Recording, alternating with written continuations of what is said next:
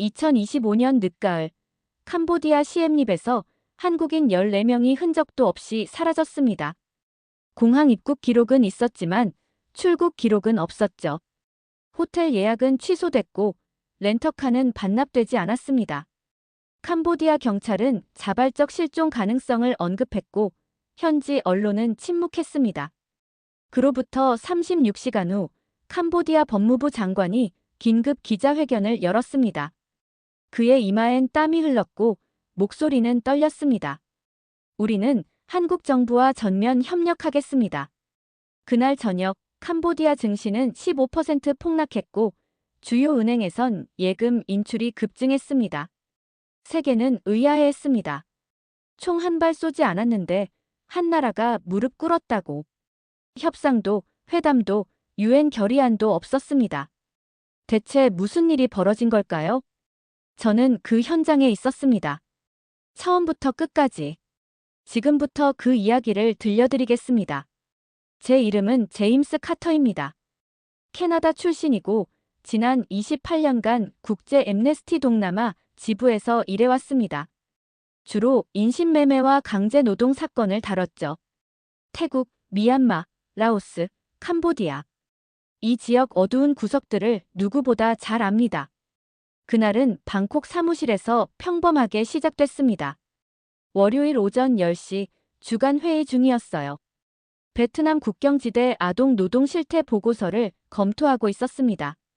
창밖으론 차오프라야 강이 유유히 흐르고 있었죠. 그때 제 휴대폰에 메시지가 떴습니다. 발신자는 리사 응우엔. 캄보디아 프놈펜에서 활동하는 현지 활동가였어요. 평소엔 이메일로만 연락하는 사람인데 메신저로 온 건 처음이었습니다. 제임스, 급해. 전화 받을 수 있어? 심상치 않았습니다. 저는 회의실을 나와 복도로 나갔어요. 리사에게 전화를 걸었습니다. 리사, 무슨 일이야?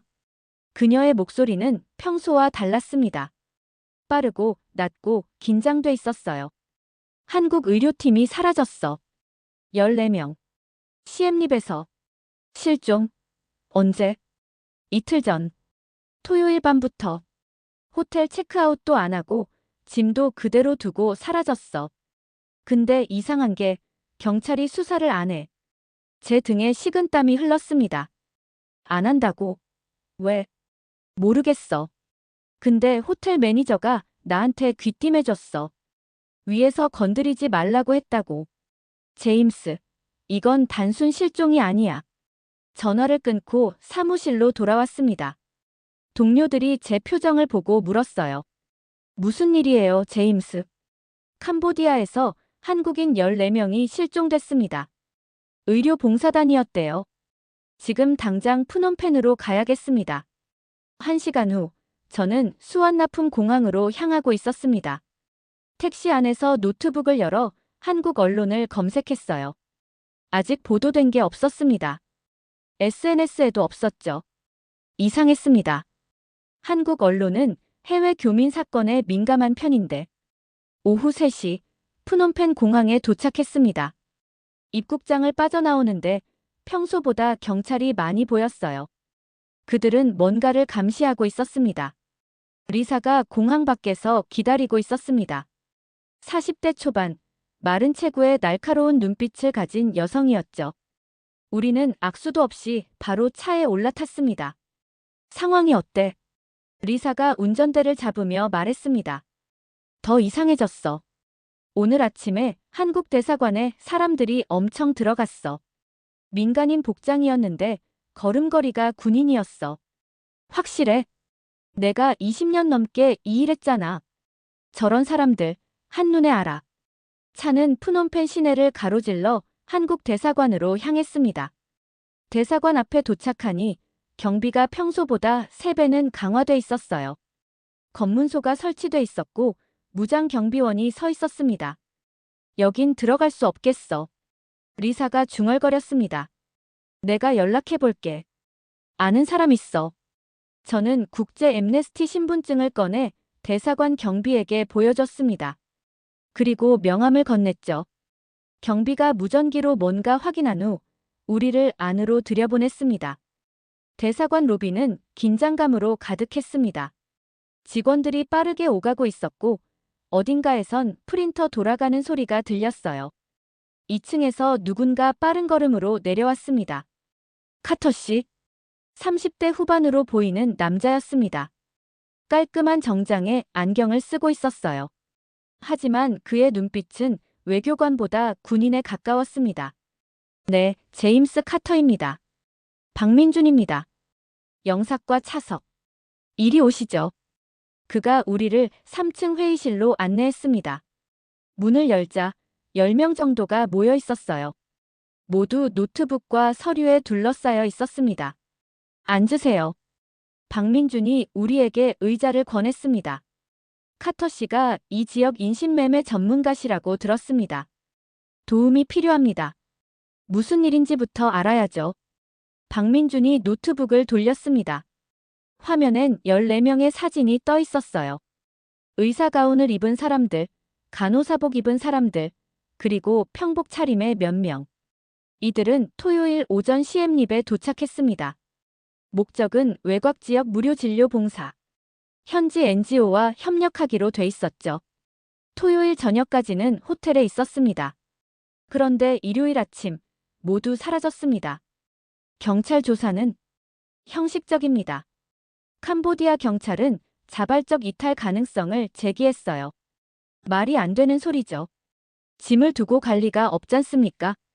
박민준의 목소리엔 분노가 섞여 있었습니다. CCTV는 호텔 CCTV가 토요일 밤 11시부터 다음 날 새벽 4시까지 작동하지 않았습니다. 기술적 오류라고 하더군요. 리사가 끼어들었습니다. 기술적 오류가 아니에요. 누군가 의도적으로 끈 거예요. 박민준이 고개를 끄덕였습니다. 저희도 그렇게 판단합니다. 이건 계획된 납치입니다. 몸값 요구는 없습니다. 이틀이 지났는데 아무런 연락도 없어요. 그게 더 우려스럽습니다. 저는 잠시 생각했습니다. 의료진 납치, 계획적 범행, 경찰 방조, 몸값 요구 없음. 이 패턴은 익숙했습니다. 인신매매일 가능성이 높습니다. 박민준이 날카롭게 반응했습니다.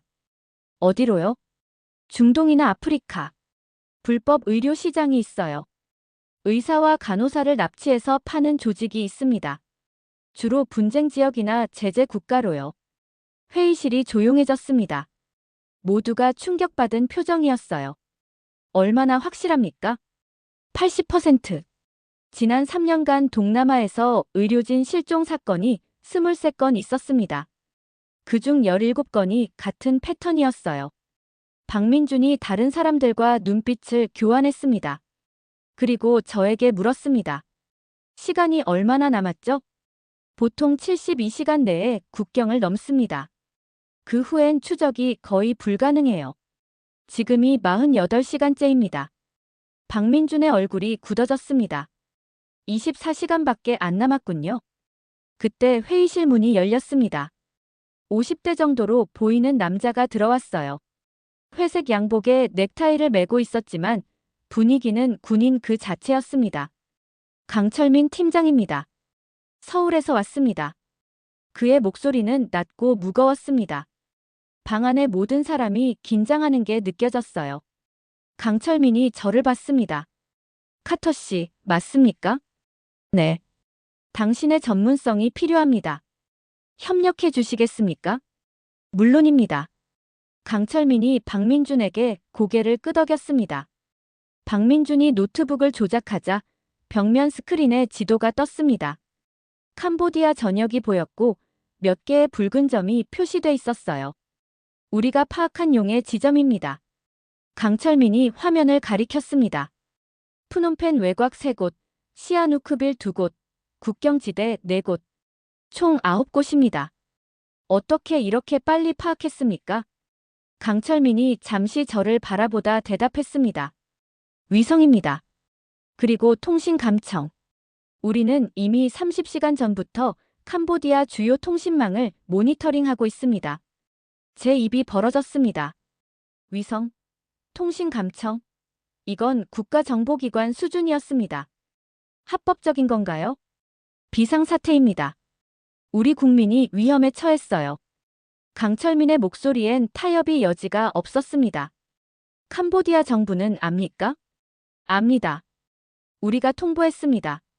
뭐라고 하던가요? 처음엔 항의했습니다. 주권 침해라고요. 지금은 강철민이 미소를 지었습니다. 하지만 그 미소는 차갑고 날카로웠어요. 지금은 협조하겠다고 합니다. 어떻게 설득했습니까?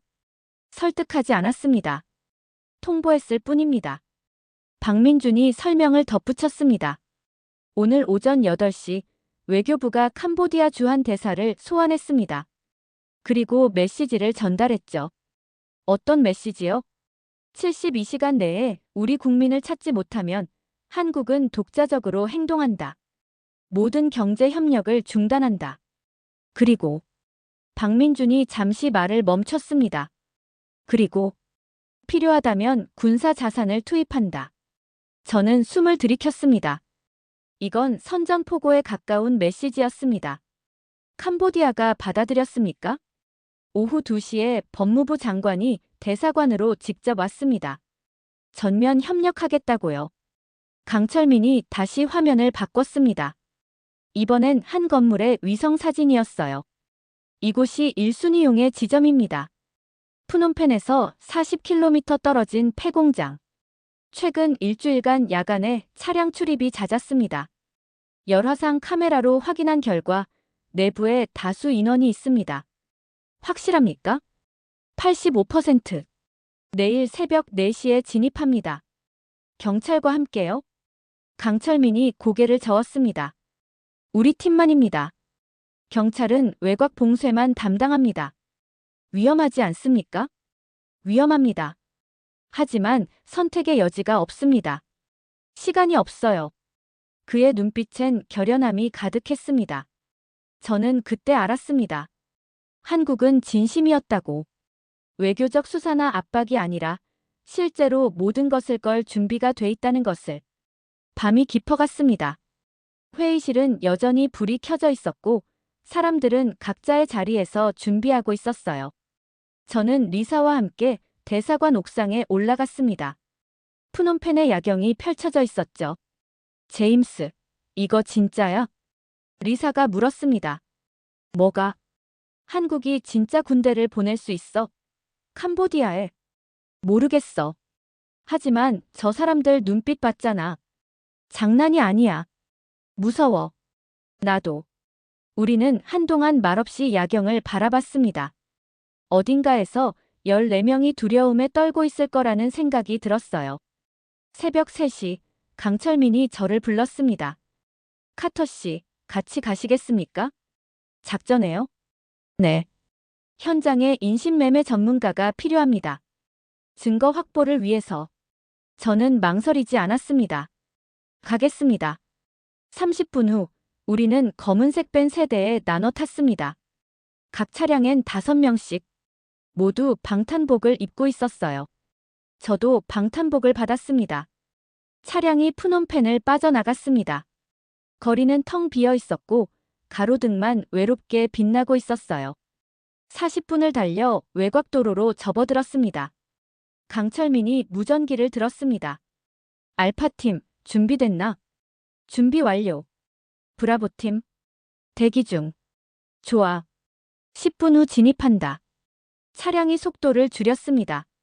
멀리 폐공장이 보였어요. 녹슨 철문과 깨진 창문. 하지만 안에서 희미한 불빛이 새어나오고 있었습니다. 저기야. 강철민이 중얼거렸습니다. 차량이 멈췄습니다. 모두가 내렸어요. 밤 공기가 차가웠습니다. 강철민이 손짓으로 지시를 내렸고 팀원들이 조용히 움직이기 시작했습니다. 저는 숨을 죽였습니다. 심장이 빠르게 뛰고 있었어요. 이제 모든 게 시작되는 순간이었습니다. 새벽 4시 5분, 폐공장 철문 앞. 강철민이 손을 들어 정지 신호를 보냈습니다. 모두가 멈췄어요. 어둠 속에서 15명의 그림자가 숨을 죽이고 있었습니다. 강철민이 작은 장비를 꺼냈습니다. 열화상 카메라였어요. 화면엔 건물 내부의 여론들이 보였습니다. 1층에 5개, 2층에 10개 이상. 1층 5은 경비로 보입니다. 2층이 목표입니다. 그의 목소리는 귓속말보다 작았습니다. 진입은 3방향. 알파팀은 정문, 브라보팀은 후문, 찰리팀은 2층 외부 계단. 사격은 최후 수단. 소음 최소화.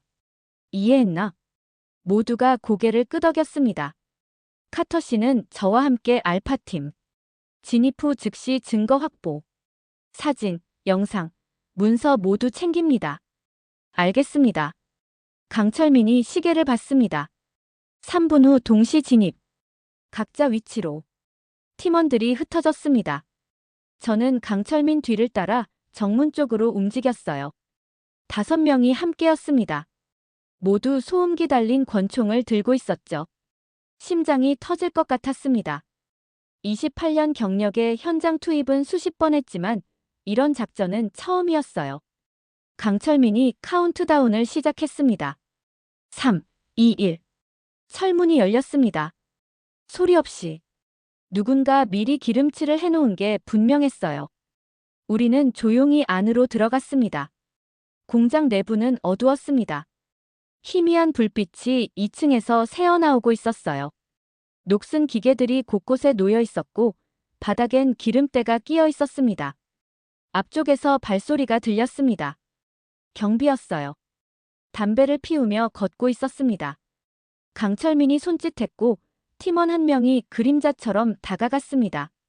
10초 후 경비는 소리 없이 쓰러졌습니다. 기절시킨 거였어요. 죽이지 않았습니다. 우리는 계단으로 향했습니다. 2층으로 올라가는 철제 계단. 한 걸음 한 걸음이 영원처럼 느껴졌어요. 2층 복도. 오른쪽 끝에서 목소리가 들렸습니다. 크메르어였어요. 2명이 대화하고 있었습니다. 강철민이 무전기에 속삭였습니다. 브라보, 찰리, 위치 보고. 브라보, 후문 진입 완료. 찰리, 외부 계단 도착. 대기 중. 좋아. 10초 후 동시 진압. 비살상 원칙. 반복, 비살상. 19, 8. 제 손이 떨리기 시작했습니다. 7, 6, 5. 강철민이 권총 안전장치를 풀었습니다. 4, 3, 2, 1. 문이 동시에 열렸습니다. 세 방향에서. 강철민이 외쳤습니다. 움직이지 마. 손들어. 방 안이 혼란에 빠졌습니다. 비명소리, 물건 넘어지는 소리, 발소리. 하지만 총소리는 없었어요. 15초 만에 모든 게 끝났습니다. 방 안엔 7명이 있었습니다. 모두 바닥에 엎드려 있었어요. 손이 뒤로 묶였습니다. 그리고 구석에, 철창 안에 사람들이 있었습니다. 14명. 제 가슴이 철렁했습니다. 그들은 두려움에 떤 눈으로 우리를 바라보고 있었어요. 누군가 울고 있었습니다. 강철민이 철창으로 다가갔습니다. 그의 목소리가 떨렸어요. 대한민국에서 왔습니다. 이제 안전합니다. 그 말에 철창 안 사람들이 무너졌습니다. 누군가는 울었고, 누군가는 웃었고, 누군가는 그냥 주저앉았습니다. 강철민이 철창 자물쇠를 쐈습니다. 탕. 자물쇠가 떨어졌어요. 문이 열렸습니다. 한 여성이 비틀거리며 나왔습니다. 간호사복을 입고 있었어요. 그녀가 강철민을 붙잡았습니다. 정말 끝난 건가요? 네. 이제 집으로 갑니다. 저는 방 안을 둘러봤습니다. 벽에 화이트보드가 있었어요. 거기엔 이름들이 적혀 있었습니다. 한국 이름 14개. 그리고 다른 이름들. 태국 이름, 베트남 이름, 필리핀 이름. 30개가 넘었습니다. 바닥엔 서류들이 흩어져 있었어요. 저는 그것들을 주었습니다. 여권 사본, 의사 면허증 복사본, 계약서로 보이는 문서들. 한 서류를 펼쳤습니다. 영어로 쓰여 있었어요. 의료 인력 공급 계약서. 공급처 골든 메디칼 그룹. 수령처 알자지라 프라이빗 클리닉 두바이. 손이 떨렸습니다. 이건 단순한 납치가 아니었어요. 조직적인 인신매매 네트워크였습니다. 카터 씨, 이거 봐요. 리사가 다른 서류를 들고 왔습니다. 은행 송금 기록이었어요. 지난 6개월간 총 800만 달러가 송금됐어요. 발신처는 캄보디아 보건부. 제 등에 식은땀이 흘렀습니다. 보건부라고? 네. 여기 도장 찍혀 있어요. 공식 문서예요. 이건 단순한 범죄 조직이 아니었습니다. 정부가 개입돼 있었어요. 강철민이 다가왔습니다. 뭐 찾았습니까? 팀장님, 이건 국가 차원의 범죄입니다. 캄보디아 보건부가 관여하고 있어요. 강철민의 얼굴이 굳어졌습니다. 그가 서류를 받아들었어요. 빠르게 훑어본 후 무전기를 들었습니다. 본부, 강철민. 긴급 보고합니다. 목표 전원 확보. 상태 양호. 그리고 그가 잠시 말을 멈췄습니다. 캄보디아 정부 연루 증거 확보. 반복, 정부 연루 증거 확보. 무전기 너머에서 긴 침묵이 흘렀습니다. 그리고 목소리가 들렸어요. 이해했다. 즉시 철수하라. 모든 증거 확보하고 복귀. 알겠습니다. 우리는 서둘러 증거를 챙겼습니다. 서류, 노트북, 휴대폰. 모든 것을 가방에 담았어요. 15분 후, 우리는 공장을 빠져나왔습니다. 구출된 14명을 벤에 태웠어요. 그들은 여전히 떨고 있었습니다. 새벽 5시, 대사관으로 돌아왔습니다. 구출된 사람들은 의료진의 검진을 받았고, 우리는 긴급 회의를 소집했습니다. 회의실엔 긴장감이 감돌았습니다. 박민준이 확보한 서류들을 펼쳐놓았어요. 이건 예상보다 훨씬 심각합니다. 그가 한 문서를 들어올렸습니다. 캄보디아 보건부 차관 소크라타나. 그가 이 네트워크의 총책입니다. 지난 2년간 동남아 전역에서 의료진 115명을 납치해 중동과 아프리카로 팔았어요.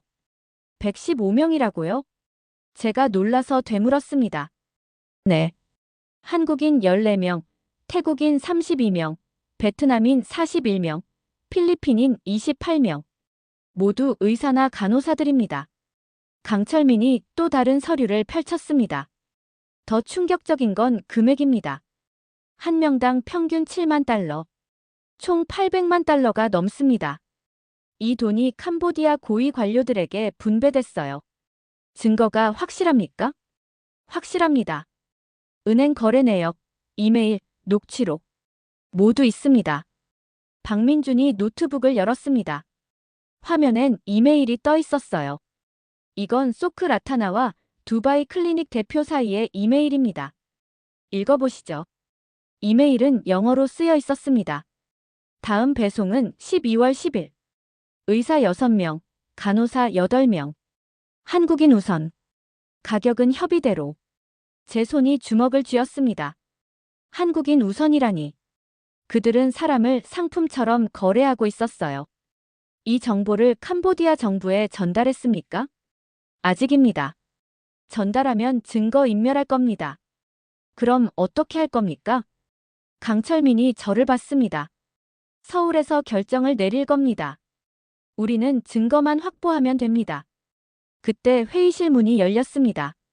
낯선 남자가 들어왔어요. 60대 정도, 회색 머리에 날카로운 눈빛. 외교부 차관 한서구입니다.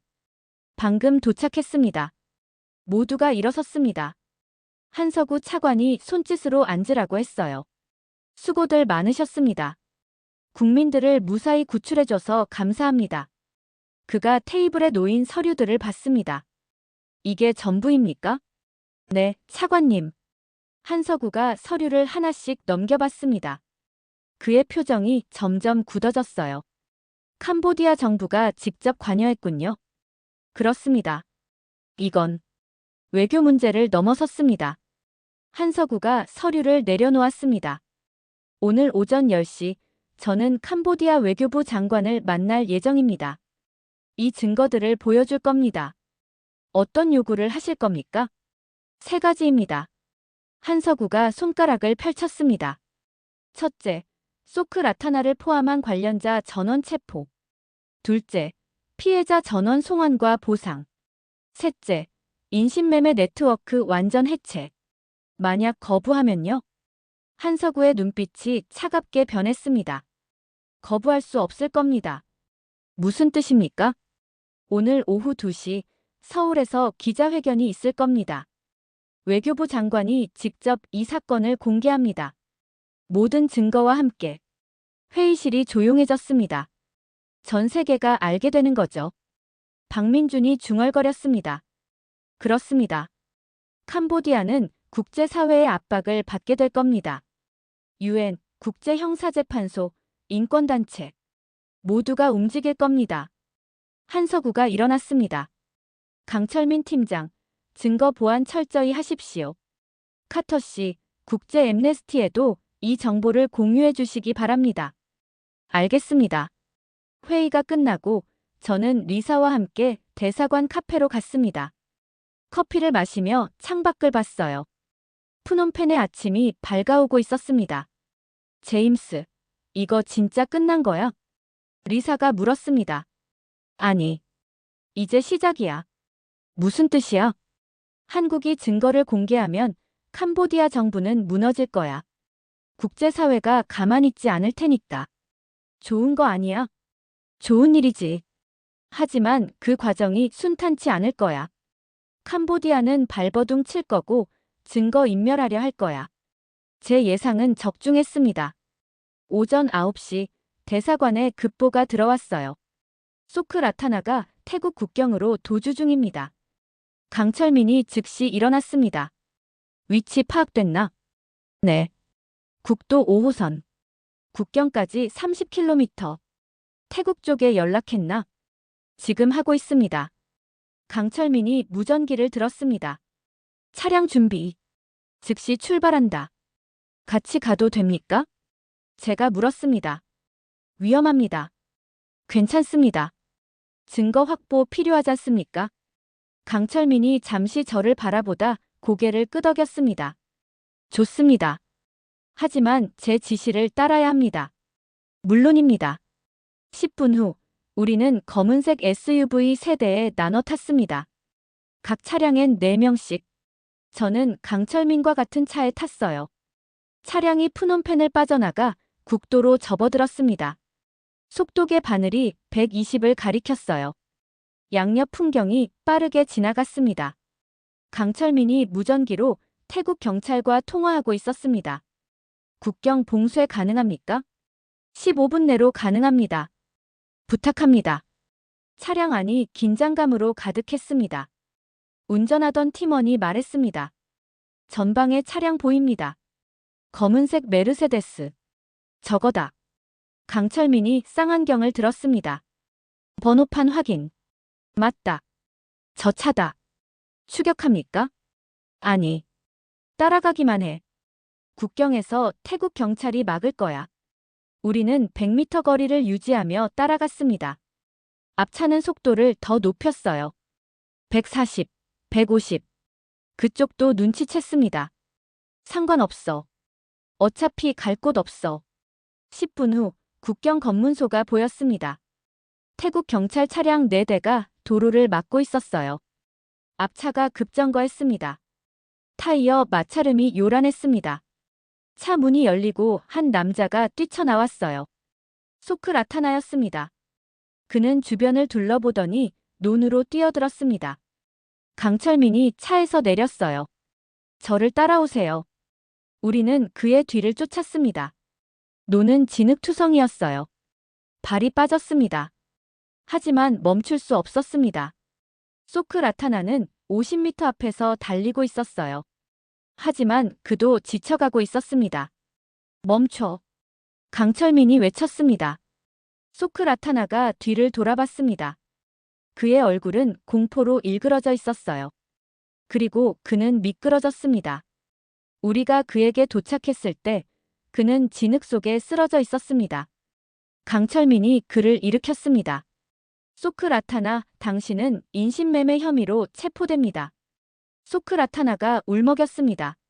제발. 살려주세요. 돈 드릴게요. 얼마든지. 돈으로 살 수 없는 게 있습니다. 강철민이 차갑게 말했습니다. 정의입니다.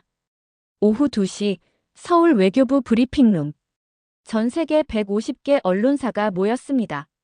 로이터, AP통신, BBC, CNN, 알자지라. 카메라가 줄지어 서 있었고 기자들은 긴장한 표정으로 단상을 바라보고 있었어요. 저는 푸놈펜 대사관에서 생중계로 지켜보고 있었습니다. 리사와 강철민, 박민준이 함께였어요. 회의실 대형 스크린에 서울의 모습이 떠 있었습니다. 외교부 장관 윤재혁이 단상에 올랐습니다. 60대 초반, 흰머리에 각진 턱. 그의 표정은 단호했어요. 여러분, 오늘 저는 매우 심각한 사안을 공개하고자 합니다. 그의 목소리가 브리핑룸을 채웠습니다. 지난 토요일, 캄보디아에서 우리 국민 14명이 납치됐습니다. 의료 봉사를 위해 방문한 의사와 간호사들이었습니다. 오늘 새벽, 우리는 그들을 무사히 구출했습니다. 기자들 사이에서 웅성거림이 일었습니다. 하지만 이 사건은 단순한 납치가 아니었습니다. 윤재혁 장관이 버튼을 눌렀습니다. 뒤 스크린에 문서 이미지가 떴어요. 캄보디아 정부 고위 관료들이 조직적으로 인신매매에 가담했습니다. 지난 2년간 동남아 의료진 115명을 납치해 중동과 아프리카로 팔았습니다. 브리핑룸이 술렁였습니다. 기자들이 일제히 메모를 시작했어요. 증거는 명확합니다. 화면이 바뀌었습니다. 은행 거래 내역, 이메일, 계약서. 모두가 화면에 나타났어요. 캄보디아 보건부 차관 소크라타나. 그가 이 범죄의 총책입니다. 그는 오늘 오전 태국 국경에서 체포됐습니다. 카메라 플래시가 터졌습니다. 대한민국 정부는 다음을 요구합니다. 윤재혁 장관이 종이를 펼쳤습니다. 첫째, 관련자 전원 즉각 체포 및 처벌. 둘째, 피해자 전원 송환 및 보상. 셋째, 인신매매 네트워크 완전 해체. 넷째, 재발 방지를 위한 국제감시단 수용. 만약 캄보디아 정부가 협조하지 않는다면? 한 기자가 손을 들고 물었습니다. 윤재혁 장관의 눈빛이 차갑게 변했습니다. 대한민국은 필요한 모든 조치를 취할 것입니다. 외교적, 경제적, 그리고 필요하다면 다른 수단도. 그 말에 브리핑룸이 다시 술렁였습니다. 다른 수단이 무엇을 의미하는지 모두가 알았어요. 질문 받겠습니다. 손이 일제히 올라갔습니다. 로이터 통신입니다. 캄보디아 정부와 사전 협의는 있었습니까? 없었습니다. 협의할 사안이 아니기 때문입니다. BBC입니다. 군사행동 가능성도 있습니까? 우리는 자국민 보호를 위해 모든 수단을 동원할 준비가 돼 있습니다. CNN입니다. 다른 피해국과는 협력하고 있습니까? 태국, 베트남, 필리핀 정부와 긴밀히 협력 중입니다. 이들 국가 국민들도 피해자입니다. 질문이 30분 넘게 이어졌습니다. 윤재혁 장관은 모든 질문에 명확하게 답했어요. 기자회견이 끝나고 회의실이 조용해졌습니다. 강철민이 먼저 입을 열었습니다. 이제 캄보디아가 움직일 겁니다. 어떻게요? 제가 물었습니다. 부인하거나 책임 전가하거나 아니면 항복하거나. 박민준이 끼어들었습니다. 그의 예상은 빨리 현실이 됐습니다. 1시간 후 캄보디아 정부가 긴급 성명을 냈어요. 한국의 주장은 일방적이며 근거 없는 것입니다. 우리는 철저히 조사할 것이며 주권 침해에 대해서는 강력히 대응할 것입니다. 리사가 성명을 읽고 코웃음 쳤습니다. 근거 없다고. 증거가 산더미인데. 예상된 반응입니다. 강철민이 차분하게 말했습니다. 이제부터가 진짜 싸움입니다. 그의 말대로였습니다. 오후 4시 한국 정부는 두 번째 조치를 발표했어요. 캄보디아에 대한 모든 경제 원조 즉각 중단. 금액은 연간 2억 3천만 달러. 이 소식이 푸놈펜에 전해지자 거리 분위기가 달라지기 시작했습니다. 저는 리사와 함께 시내로 나갔어요. 중앙시장 앞. 평소엔 활기찬 곳인데 오늘은 달랐습니다. 사람들이 모여서 수근거리고 있었어요. 한 상인이 우리를 봤습니다. 동양인인 저를 보고 다가왔어요. 한국 사람이세요? 아니요, 캐나다입니다. 아, 한국이 화났나 봐요. 뉴스 봤어요. 우리 정부가 나쁜 짓 했다면서요? 그런 것 같습니다. 상인이 한숨을 쉬었습니다. 한국 돈이 끊기면 우리 어떡해요? 학교도 한국이 지어주고 병원도 한국이 지어줬는데. 그의 목소리엔 불안이 가득했습니다. 우리는 계속 걸었습니다. 은행 앞을 지나는데 줄이 길게 늘어서 있었어요. 뭐 하는 거예요? 리사가 한 사람에게 물었습니다. 돈 찾으러요. 한국이 화나면 경제가 나빠진대요. 미리 찾아두는 거예요. 뱅크런이 시작되고 있었습니다. 저녁 6시 대사관으로 돌아왔습니다. 긴급 보고가 올라오고 있었어요. 캄보디아 증시 18% 폭락, 환율 22% 급등, 주요 은행 예금 인출 300% 증가. 박민준이 그래프를 보여줬습니다. 경제가 무너지기 시작했습니다. 이게 우리가 원한 건가요? 제가 물었습니다. 강철민이 저를 봤습니다. 원한 게 아닙니다. 필요한 겁니다. 캄보디아 정부가 움직이게 만들려면. 하지만 일반 국민들이 피해를 봅니다. 압니다. 하지만 선택의 여지가 없습니다. 그의 목소리엔 확신이 있었지만 눈빛엔 괴로움도 보였어요. 밤 9시 세 번째 조치가 발표됐습니다. 한국 기업들의 캄보디아 투자 중단 및 철수 권고.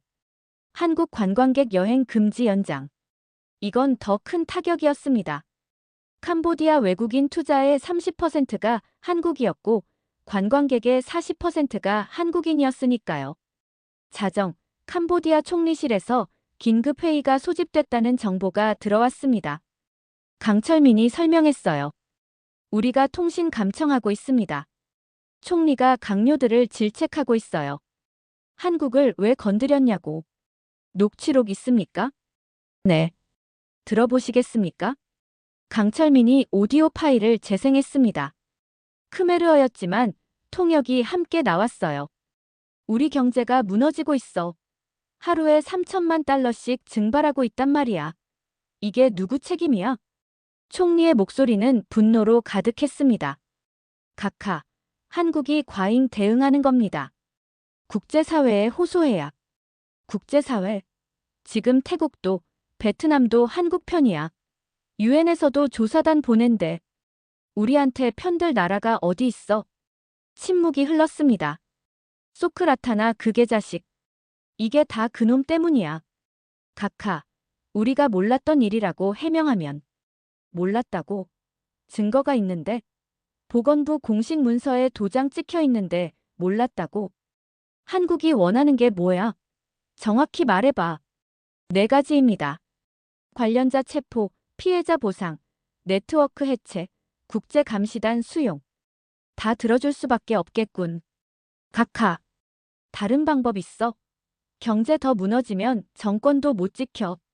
녹취록이 끝났습니다. 회의실이 조용했어요. 항복하기 직전이군요. 박민준이 중얼거렸습니다. 아직 아닙니다. 강철민이 고개를 저었습니다. 자존심이 남아있어요. 한 번 더 밀어붙여야 합니다. 다음 날 아침 4번째 조치가 발표됐습니다. 한국 정부 유엔 안전보장이사회에 캄보디아 인신매매 사안 상정. 국제형사재판소에 수사 요청. 이건 결정타였습니다. 캄보디아는 이제 국제법정에 서게 됐어요. 오전 10시 드디어 캄보디아 정부가 움직였습니다. 캄보디아 외교부 장관, 한국 대사관 방문 요청. 박민준이 보고했습니다. 받아들입니까? 물론입니다. 한석우 차관께 보고하겠습니다. 1시간 후 캄보디아 외교부 장관 행 삼린이 대사관에 도착했습니다. 60대 후반, 수척한 몸에 깊게 패인 주름. 그는 지쳐 보였어요. 회의실에 양측이 마주 앉았습니다. 한석우 차관이 먼저 입을 열었습니다. 어떤 용건으로 오셨습니까? 행 삼린이 깊은 한숨을 쉬었습니다. 차관님, 우리 정부의 잘못을 인정합니다. 회의실이 조용해졌습니다. 계속하십시오. 보건부 고위 관료들이 인신매매에 연루된 것이 사실입니다. 우리 정부는 이를 철저히 조사하고 관련자를 모두 처벌하겠습니다. 그뿐입니까? 피해자분들께 진심으로 사과드립니다. 보상도 하겠습니다. 그리고 한국 정부가 요구한 국제감시단도 받아들이겠습니다. 한석우 차관이 서류를 꺼냈습니다. 말로만 하면 믿을 수 없습니다. 문서로 약속하십시오. 행삼린이 서류를 받아들었습니다. 빠르게 읽더니 펜을 꺼냈어요. 서명하겠습니다. 그가 서류 3군데에 서명했습니다. 그리고 한석우 차관에게 건넸어요. 이제 경제 제재를 풀어주십시오. 우리 국민들이 고통받고 있습니다. 한석우 차관이 서류를 확인했습니다. 이행을 지켜본 후 결정하겠습니다. 차관님, 서명만으로는 부족합니다. 행동으로 보여주십시오. 관련자 체포, 피해자 보상, 네트워크 해체. 이 모든 게 완료되면 해제를 검토하겠습니다. 행삼린의 얼굴이 굳어졌습니다. 하지만 그는 고개를 숙였어요. 알겠습니다. 일주일 안에 모든 걸 해결하겠습니다. 사흘입니다. 예. 사흘 안에 해결하십시오. 그게 우리의 조건입니다. 행삼린이 떨리는 목소리로 대답했습니다. 최선을 다하겠습니다. 회의가 끝나고 행삼린이 떠났습니다. 회의실에 남은 우리는 서로를 바라봤어요. 끝났습니까? 제가 물었습니다. 한석우 차관이 고개를 저었습니다. 아직 아닙니다. 이제부터가 진짜입니다. 그들이 약속을 지킬지 지켜봐야 합니다. 강철민이 덧붙였습니다. 우리는 계속 감시할 겁니다. 약속 어기는 순간 다시 압박 시작합니다. 그날 오후 캄보디아 법무부가 움직이기 시작했습니다. 보건부 관료 18명이 체포됐어요. 비밀 창고 4곳이 급습당했습니다. 저녁 뉴스에선 수갑찬 관료들이 호송되는 모습이 나왔습니다. 그중엔 보건부 차관도 있었어요. 푸놈펜 거리엔 이상한 분위기가 감돌았습니다. 분노와 안도가 뒤섞여 있었어요. 한 시민이 카메라 앞에서 말했습니다. 우리 정부가 부끄럽습니다. 하지만 한국 덕분에 진실이 밝혀졌어요. 감사합니다. 리사와 저는 중앙시장을 다시 찾았습니다. 어제 상인이 있었어요. 오, 어제 그분. 좋은 소식 들었어요? 나쁜 놈들 다 잡혔대요. 네, 들었습니다. 한국이 화낼만 했어요. 우리 정부가 나쁜 짓 했으니까. 근데 이제 용서해 줄까요? 글쎄요. 지켜봐야죠. 상인이 웃었습니다. 한국은 좋은 나라예요. 화도 내지만 용서도 해줘요. 작년에 홍수 났을 때도 제일 먼저 도와줬잖아요. 그의 말에 가슴이 뭉클해졌습니다. 저녁 대사관 옥상. 푸놈펜의 석양이 아름다웠습니다. 강철민이 옆에 왔어요. 생각이 많으신가 봅니다. 네. 이게 맞는 방법이었을까 생각 중입니다. 후회하십니까? 아니요. 결과는 좋았으니까요. 하지만 과정이 쉽지 않았습니다. 강철민이 석양을 바라봤습니다. 정의는 원래 쉽지 않습니다. 카터 씨. 하지만 해야 할 일은 해야 합니다. 동의합니다. 우리는 한동안 말없이 석양을 바라봤습니다.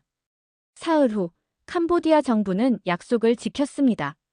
관련자 전원 체포, 피해자 보상 시작, 인신매매 네트워크 해체. 모든 게 진행됐어요. 한국 정부는 경제 제재 일부를 해제했습니다. 완전 해제는 아니었지만 숨통을 틔워준 거였어요. 그리고 저는 방콕으로 돌아갈 준비를 했습니다. 임무가 끝났으니까요. 떠나기 전날 강철민과 박민준이 공항까지 배웅해줬습니다. 도움 많이 받았습니다, 카터 씨. 저도 많이 배웠습니다. 앞으로도 연락하고 지내시죠. 물론입니다. 우리는 악수했습니다. 비행기에 오르며 저는 창밖을 봤습니다. 푸놈펜이 점점 작아지고 있었어요. 이 도시에서 저는 정의가 무엇인지 다시 배웠습니다. 그리고 한 나라의 의지가 얼마나 강력한지도. 한국은 자국민을 지키기 위해 한 나라를 무릎 꿇렸습니다. 총 한 발 쏘지 않고. 그게 진짜 힘이었습니다. 2주일 후 방콕 사무실. 저는 캄보디아 사건 최종 보고서를 작성하고 있었습니다. 키보드를 두드리는데 휴대폰이 울렸어요. 발신자 강철민. 여보세요? 카터 씨, 도움이 필요합니다. 그의 목소리는 긴급했습니다. 무슨 일입니까? 두바이입니다. 납치된 의료진 중 32명이 아직 거기 있습니다. 구출해야 합니다. 한국인도 있습니까? 없습니다. 태국인 10명, 베트남인 12명, 필리핀인 10명. 하지만 우리가 나서야 합니다. 왜 한국이? 우리가 시작했으니까요. 그리고 우리만이 할 수 있습니다. 저는 잠시 생각했습니다. 제가 어떻게 도울 수 있죠? 두바이로 와주십시오. 당신의 전문성이 필요합니다. 언제요? 지금 당장. 표는 이미 예약했습니다. 다음 날, 저는 두바이 국제공항에 도착했습니다. 오후 3시 사막의 열기가 후끈했어요. 공항 밖에서 강철민이 기다리고 있었습니다. 오느라 수고하셨습니다. 상황부터 설명해 주시죠. 차 안에서 강철민이 태블릿을 꺼냈습니다. 소크라타나를 신문한 결과 두바이에 핵심 거점이 있다는 걸 알아냈습니다. 알자지라 프라이빗 클리닉. 겉으론 고급 병원이지만 실제론 납치된 의료진을 불법 고용하는 곳입니다. 화면에 병원 사진이 떴어요. 현대적인 고층 건물이었습니다. 확실한 증거가 있습니까? 네. 이메일, 송금 기록, 그리고 내부자 제보. 내부자요? 태국인 간호사 한 명이 탈출했습니다. 지금 태국 대사관에 보호받고 있어요. 그녀가 모든 걸 증언했습니다. 에미리트 정부는 압니까? 압니다. 그래서 제가 여기 온 겁니다.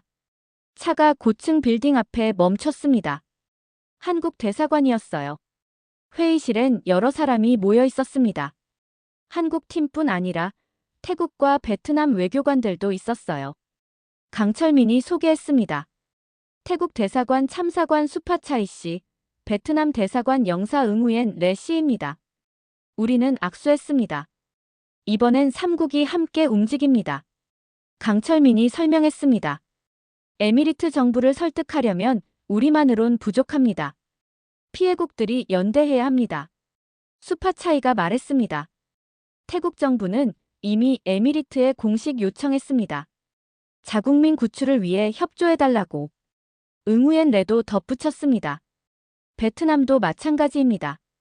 외교부 장관이 직접 서한을 보냈어요. 에미리트의 반응은? 제가 물었습니다. 강철민이 대답했습니다. 조사하겠다고 했습니다. 하지만 시간을 끄는 것 같습니다. 왜죠? 알자지라 클리닉 소유주가 왕족과 가까운 사업가입니다. 정치적으로 민감한 사안이에요. 그럼 어떻게 합니까? 압박을 강화합니다. 오늘 오후 3국 공동 기자회견을 엽니다. 국제사회에 이 사실을 알립니다. 오후 5시 두바이 프레스센터. 100여 명의 기자가 모였습니다. 한국, 태국, 베트남 외교관이 나란히 앉았어요. 강철민이 먼저 발언했습니다. 2주 전, 우리는 캄보디아에서 인신매매 네트워크를 적발했습니다. 조사 결과 이 범죄는 국제적입니다. 중동과 아프리카 전역으로 피해자가 팔려갔습니다. 화면에 지도가 떴습니다. 캄보디아에서 선이 뻗어나가 여러 나라를 가리키고 있었어요. 두바이, 카타르, 사우디, 리비아, 나이지리아. 현재 두바이에 32명의 피해자가 있습니다. 우리는 에미리트 정부의 협조를 요청했습니다. 하지만 아직 구체적인 행동이 없습니다. 수파차이가 말했습니다. 태국 국민 10명이 그곳에 갇혀 있습니다. 우리는 그들을 구출할 것입니다. 응우옌 레도 말했습니다. 베트남 국민 12명도 마찬가지입니다. 우리는 에미리트 정부가 즉각 행동하기를 촉구합니다. 기자들이 질문을 쏟아냈습니다. 만약 에미리트가 협조하지 않으면 우리는 다른 방법을 찾을 것입니다. 군사 행동 가능성도 있습니까? 그건 최후 수단입니다. 하지만 배제하지 않습니다. 기자회견이 끝나고 회의실로 돌아왔습니다. 모두 긴장한 표정이었어요. 이제 에미리트가 어떻게 나올지 지켜봐야 합니다. 강철민이 말했습니다. 답은 빨리 왔습니다. 3시간 후 에미리트 외교부에서 연락이 왔어요. 내일 오전 10시 외교부 차관이 면담 요청했습니다. 좋습니다. 받아들이겠습니다. 다음 날 아침 우리는 에미리트 외교부 건물로 갔습니다. 초현대식 유리 건물이었어요. 내부는 대리석과 금장식으로 화려했습니다. 차관실. 알리 알마크툼. 50대 초반 흰 칸두라를 입은 남자가 우리를 맞이했습니다. 어서 오십시오. 앉으시죠.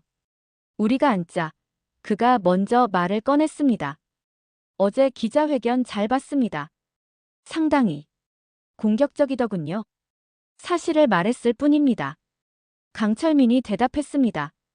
알자지라 클리닉은 우리나라의 합법적인 의료기관입니다. 불법 노동자를 고용하고 있습니다. 증거가 있습니까? 강철민이 서류 뭉치를 꺼냈습니다. 여기 있습니다. 은행 거래, 이메일, 그리고 증언. 알리가 서류를 받아 훑어봤습니다. 그의 표정이 굳어졌어요. 조사하겠습니다. 언제까지입니까? 시간이 필요합니다. 사흘입니다. 사흘 내에 결과를 주십시오. 그건 너무. 수파 차이가 끼어들었습니다. 차관님, 우리 국민이 거기 갇혀 있습니다. 메일이 고문입니다. 응우엔 레도 말했습니다. 에미리트는 국제사회의 책임 있는 일원입니다. 이런 범죄를 방치하면 명예에 타격이 됩니다.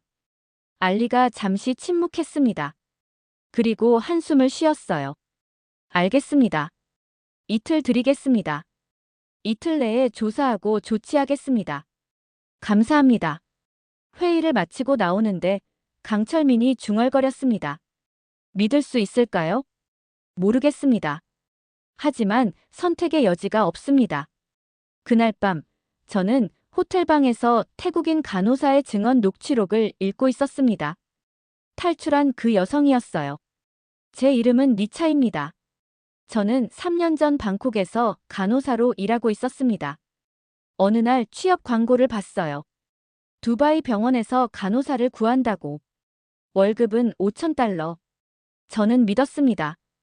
두바이에 도착하자마자 여권을 빼앗겼어요. 그들은 말했습니다. 내가 빚을 갚을 때까지 못 나간다고. 무슨 빚이냐고 물었더니 항공료, 비자비, 중개 수수료래요. 총 3만 달러. 병원에서 일하는 건 지옥이었습니다. 하루 16시간 근무. 휴일 없음. 월급은 500달러만 줬어요. 나머지는 빚 갚는다고. 도망치려 했지만 불가능했어요. 건물 밖으로 못 나갔고 감시당했어요. 저처럼 갇힌 사람이 40명 넘었어요. 한국인은 없었지만 태국인, 베트남인, 필리핀인이 있었습니다. 석 달 전 청소부로 위장한 사람이 저를 도와줬어요. 그가 저를 몰래 빼내줬고 태국 대사관으로 데려가서 살았습니다. 하지만 아직 거기 남은 사람들이 있어요. 제발 구해주세요. 녹취록을 다 읽고 나니 눈물이 났습니다. 이 얼마나 끔찍한 일입니까? 이틀 후 알리 차관에게서 연락이 왔습니다. 조사 완료했습니다. 오늘 오후 4시 알자지라 클리닉을 급습하겠습니다. 함께 가시겠습니까? 물론입니다. 오후 3시 반 우리는 에미리트 경찰 특공대와 함께 출발했습니다. 검은색 장갑차 5대. 각 차량엔 무장 경찰 6명씩. 강철민이 저에게 방탄복을 건넸습니다. 입으세요. 혹시 모릅니다. 저항이 예상됩니까? 알 수 없습니다. 대비는 해야죠. 차량이 출발했습니다. 두바이 시내를 가로질러 외곽으로 향했어요. 30분 후 알자지라 클리닉 앞에 도착했습니다. 20층 건물. 유리로 된 외벽이 햇빛을 반사하고 있었어요. 겉보기엔 평범한 고급 병원이었습니다. 특공대가 건물을 포위했습니다. 출입구를 막고 비상구도 통제했어요. 특공대장이 무전기를 들었습니다. 모든 팀, 진입 준비. 알파팀, 준비 완료. 브라보팀, 준비 완료. 찰리팀, 준비 완료. 좋다. 진입하라. 정문이 열렸습니다. 특공대가 쏟아져 들어갔어요. 로비에서 비명소리가 들렸습니다. 환자들과 직원들이 놀라 피했어요. 모두 엎드려. 경찰이다. 저와 강철민도 안으로 들어갔습니다. 엘리베이터는 막혀 있었고 계단으로 올라갔어요. 15층. 특공대가 한 문을 부쉈습니다. 안에서 누군가 저항했지만 곧 제압됐어요. 방 안은 숙소였습니다. 2층 침대가 줄지어 있었고 30여 명이 움츠리고 있었어요. 한 여성이 울면서 외쳤습니다. 경찰이에요? 우릴 구하러 온 거예요? 특공대장이 대답했습니다. 네. 이제 안전합니다. 그 말에 방 안이 울음바다가 됐습니다. 강철민이 제게 속삭였습니다. 성공했습니다. 저는 고개를 끄덕였습니다. 가슴이 벅찼어요. 1시간 후 모든 피해자가 구출됐습니다. 총 35명. 리차가 말한 32명보다 3명 더 많았어요. 그들을 버스에 태웠습니다. 태국 대사관으로 이동했어요. 거기서 각국 외교관이 기다리고 있었습니다. 태국 대사가 태국인들을 맞이했습니다. 집으로 돌아갑니다. 이제 끝났어요. 베트남 영사도 베트남인들을 안아줬습니다. 고생 많으셨습니다. 무사해서 다행입니다. 저는 한 베트남 간호사와 이야기를 나눴습니다. 어떻게 지냈습니까? 지옥이었어요. 매일 죽고 싶었어요. 하지만 살았어요. 가족을 다시 볼 수 있어요. 그녀가 울먹였습니다. 고맙습니다. 당신들이 우릴 잊지 않아줘서. 제 눈에도 눈물이 맺혔습니다. 저녁 한국 대사관에서 3국 외교관이 다시 모였습니다. 와인을 따라 건배했어요. 성공을 축하합니다. 수파차이가 말했습니다. 이건 우리 모두의 승리입니다. 응우엔 레도 덧붙였습니다. 특히 한국의 주도 덕분입니다. 감사합니다. 강철민이 겸손하게 말했습니다. 우리가 시작했으니 끝을 봐야 했습니다. 하지만 혼자선 불가능했습니다. 함께여서 가능했습니다. 우리는 다시 잔을 부딪혔습니다. 그런데 아직 끝나지 않았습니다. 제가 말했습니다. 무슨 뜻입니까? 나머지 피해자들입니다. 카타르, 사우디, 리비아, 나이지리아. 거기에도 사람들이 갇혀 있습니다. 회의실이 조용해졌습니다. 강철민이 천천히 고개를 끄덕였습니다. 맞습니다. 우리는 계속해야 합니다. 어떻게 하실 겁니까? 국제공조를 확대합니다.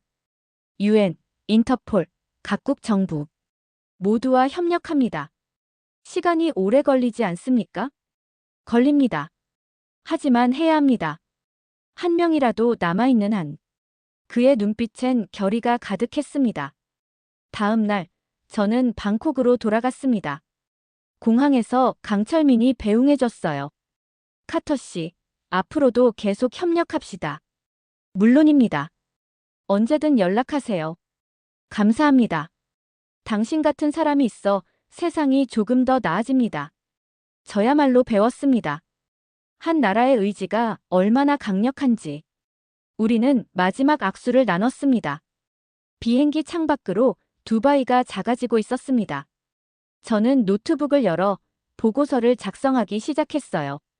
제목 국경을 넘는 정의, 한국 주도, 국제인신매매 척결 작전.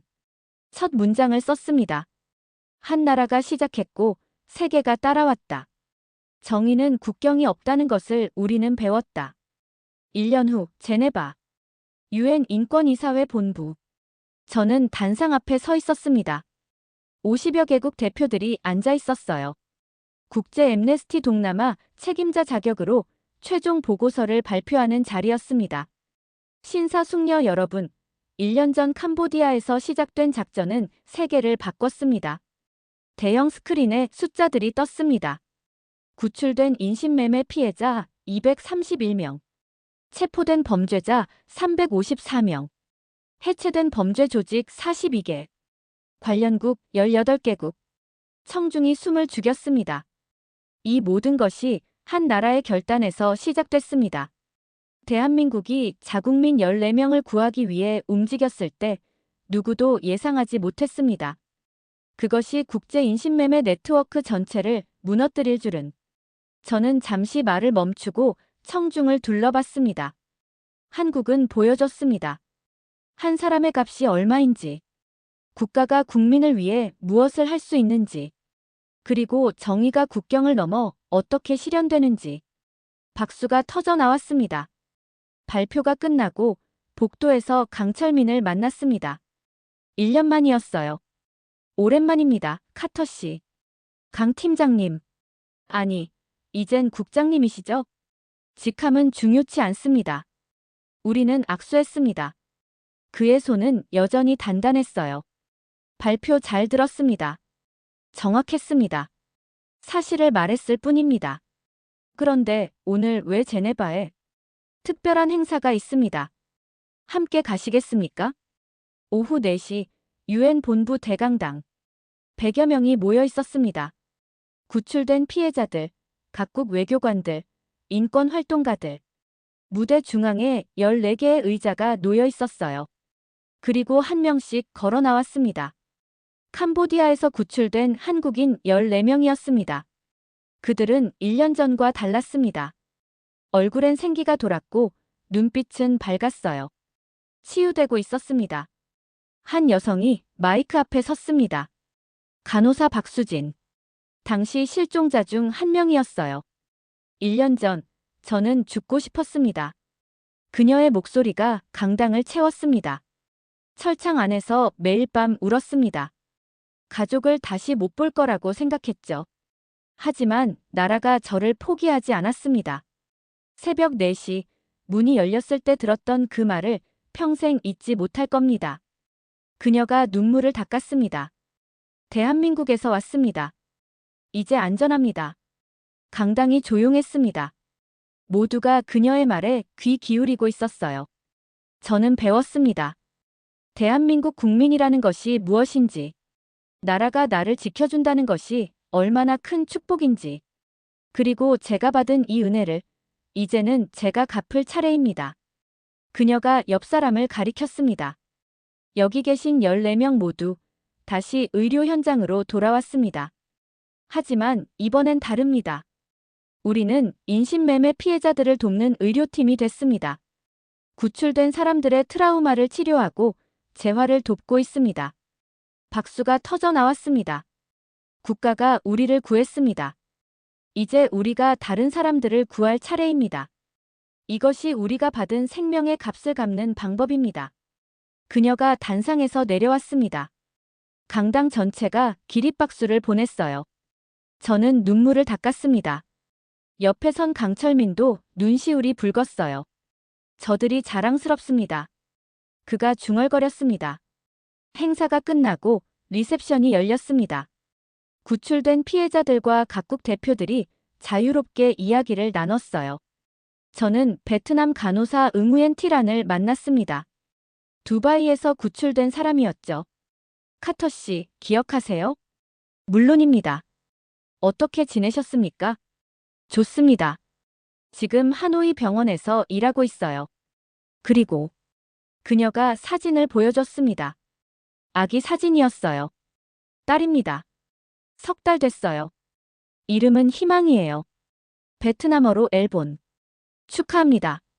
구출되지 않았다면 이 아이를 못 가졌을 거예요. 제 인생도 미래도 없었을 겁니다. 이 아이는 기적입니다. 제 가슴이 뭉클했습니다. 리셉션 끝 무렵 강철민이 저를 한쪽으로 불렀습니다.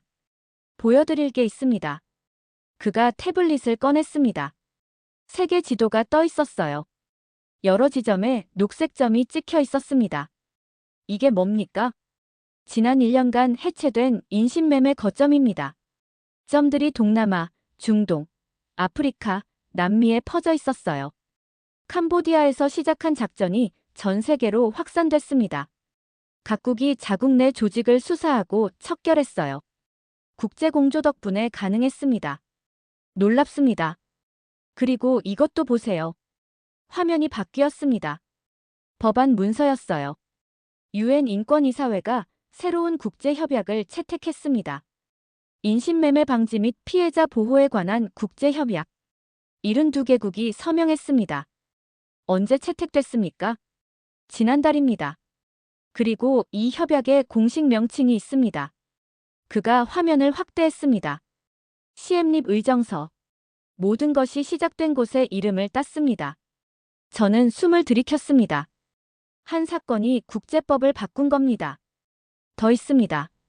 강철민이 다른 문서를 보여줬습니다. 각국이 자국민 보호 시스템을 강화했습니다. 한국의 사례를 모델로 삼아서요. 신속 대응팀 구성, 해외 정보망 확대, 군사 자산 투입 권한. 모두 제도화됐습니다. 한국이 새로운 기준을 만든 거군요. 그렇습니다. 이제 세계는 압니다. 자국민 보호가 단순한 구호가 아니라 실제로 실행 가능한 국가 의무라는 것을. 저녁, 호텔방으로 돌아왔습니다. 저는 노트북을 열어 마지막 보고서를 작성하기 시작했어요.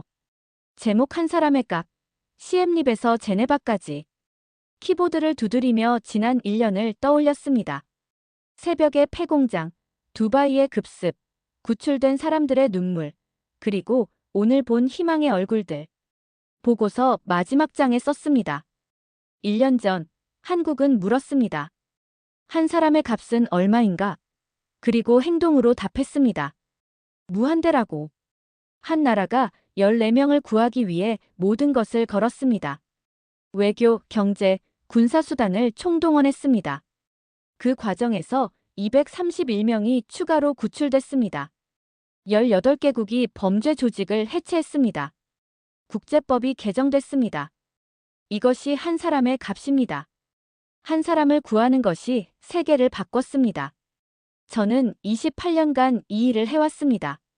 수많은 나라를 받고 수많은 정부를 경험했습니다. 하지만 한국처럼 단호하고 신속하고 끝까지 포기하지 않는 나라는 처음이었습니다. 한국은 증명했습니다. 국가의 진정한 힘은 군사력이나 경제력이 아니라 국민을 지키겠다는 의지라는 것을. 그리고 그 의지가 있을 때 불가능해 보이던 일도 가능해진다는 것을. 시엠립에서 시작된 작은 결단이 제네바까지 왔습니다. 한 나라의 용기가 세계의 기준이 됐습니다. 이제 다른 나라들도 따를 것입니다.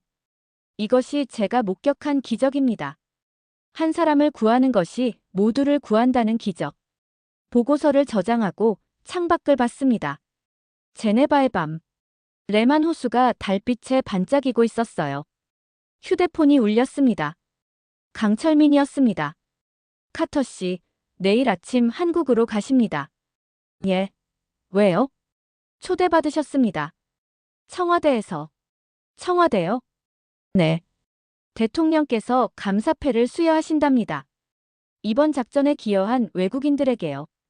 다음 날, 저는 서울행 비행기에 올랐습니다. 12시간 비행 끝에 인천공항에 도착했어요. 공항에서 강철민이 기다리고 있었습니다. 우리는 청와대로 향했습니다. 청와대 영빈관. 웅장하면서도 단아한 건물이었어요. 안으로 들어가니 10여 명이 더 있었습니다. 태국, 베트남, 에미리트 외교관들이었어요. 오후 3시 대통령이 입장했습니다. 모두가 일어섰어요. 여러분, 환영합니다. 대통령이 미소 지으며 말했습니다. 여러분 덕분에 우리 국민들이 집으로 돌아왔습니다. 그리고 더 많은 생명이 구해졌습니다. 감사합니다. 한 명씩 앞으로 나가 감사패를 받았습니다. 제 차례가 왔어요. 제임스 카터 씨. 국제 엠네스티 동남아 책임자. 대통령이 감사패를 건네며 말했습니다. 당신의 전문성과 헌신이 없었다면 불가능했을 겁니다. 대한민국을 대표해서 감사드립니다. 영광입니다, 카카. 제가 더 많이 배웠습니다. 무엇을요? 국가가 국민을 위해 무엇을 해야 하는지. 대통령이 고개를 끄덕였습니다. 우리는 단순한 원칙을 따랐을 뿐입니다. 국민 한 사람의 생명이 곧 국익이라는. 시상식이 끝나고 만찬이 열렸습니다. 구출된 14명도 참석했어요. 박수진이 제게 다가왔습니다. 카터 씨, 고맙습니다. 제가 뭘 했다고요? 보고서 읽었어요. 당신이 우리를 잊지 않았잖아요. 계속 싸워줬잖아요. 당연한 일을 했을 뿐입니다. 아니에요. 당연하지 않아요. 세상엔 포기하는 사람이 더 많아요. 당신은 끝까지 갔어요. 그녀가 제 손을 잡았습니다. 살려줘서 고마워요. 저는 대답할 수 없었습니다. 눈물이 났으니까요. 만찬이 끝나고 저는 강철민과 청와대 정원을 산책했습니다. 이제 돌아가십니까? 내일 아침 비행기입니다. 앞으로 계획은 보고서를 완성하고 각국 정부에 배포할 겁니다. 시엠립 의정서 이행을 감시하는 것도 제 일이고요. 계속 이 일을 하시겠군요. 평생 할 겁니다. 한 사람이라도 갇혀있는 한. 강철민이 미소 지었습니다.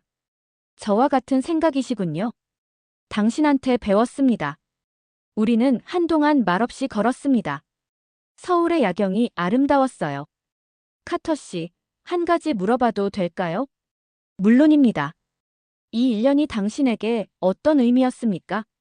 저는 잠시 생각했습니다. 깨달음이었습니다. 28년 동안 제가 찾던 답을 한국에서 찾았어요. 어떤 답이요? 국가가 무엇을 위해 존재하는가? 답은 간단했습니다. 국민을 위해서죠. 한 사람 한 사람을 위해서. 강철민이 고개를 끄덕였습니다. 맞습니다.